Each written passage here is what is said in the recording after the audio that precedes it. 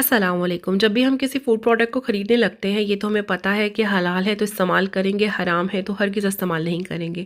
مگر ایک تیسری آپشن ہے مسبوع، جس کے بارے میں اکثر آپ کمنٹ سیکشن میں پوچھتے ہیں کہ یہ مسبوع کیا ہے۔ مسبوع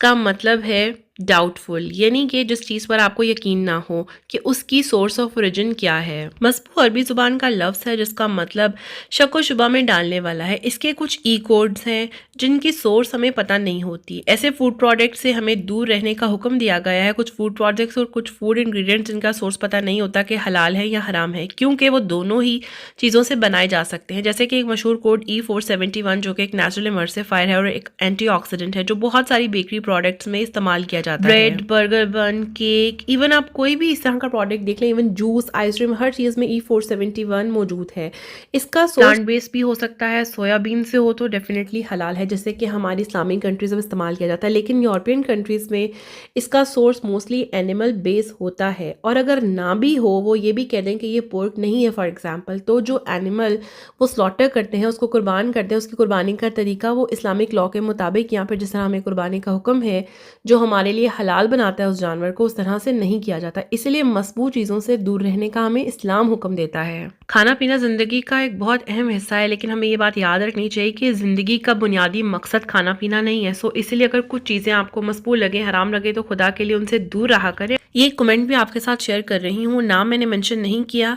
دیکھیے، حلال اور حرام کی تمیز ہمیں ہمارا دین سکھاتا ہے، اور اپنی زندگی کے ہر معاملے میں ہمیں بس اتنا یاد رکھنا چاہیے کہ یہ زندگی اور یہ دنیا فانی ہے، ایک دن ہم سب نے مر جانا ہے اور بالآخر اپنے اعمال کا اللہ پاک کو جواب دینا ہے۔ باقی اللہ پاک ہم سب کو ہدایت دے۔ اچھا، یہاں پر آپ کو یہ بھی بتاتی چلوں کہ کچھ پروڈکٹس کے حوالے سے میں نے مرکادونا کی ویب سائٹ پر جا کر ان کا ایک کانٹیکٹ نمبر ہے، اس پہ کانٹیکٹ بھی کیا، وہ نمبر آپ لوگ بھی ان کی ویب سائٹ سے لے سکتے ہیں، ان کو کانٹیکٹ کر سکتے ہیں، میسج کر سکتے ہیں، کال کر سکتے ہیں، وہ ڈیفینیٹلی رپلائی کرتے ہیں۔ کچھ پروڈکٹ جیسے کہ کرکما کے بارے میں نے سوال کیا تھا، کیونکہ کرکما بیسیکلی ہلدی ہے، لیکن کچھ سورسز سے میں نے دیکھا تھا کہ وہ مسبوع تھی، تو چونکہ اب برگر بنز جو حلال نکل رہے تھے ان میں کرکما موجود تھی، اس لیے میں نے اس کے حوالے سے جب کوشچن کیا تو انہوں نے بتایا کہ ہم کرکما ہلدی ہی استعمال کرتے ہیں۔ مسبوع کس طرح ہے کہ کچھ جگہوں پر وہ لیکوڈ فارم میں یوز ہوتی ہے، جہاں پر کوئی اینیمل فیٹ کو میلٹ کر کر ایک لیکوڈ تیار کیا جاتا ہے اور اس کو یوز کیا جاتا ہے کلریشن کے لیے۔